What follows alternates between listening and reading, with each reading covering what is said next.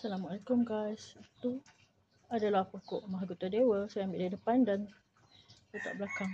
Sekarang kat depan tak ada apa-apa pokok tanaman. Semua pokok tanaman kat belakang. Kat depan just pokok pokok apa yang saya tanam dalam pasu yang kecil itu kan, daripada pasu besar. Dia boleh buat redup-redup dan dia boleh sejukkan suhu badan. Pokok daun bambu tak silap. Tapi saya tetap tanam lah. Tapi kat depan dua. Sini semua pokok tanaman. Pokok mahkota dewa.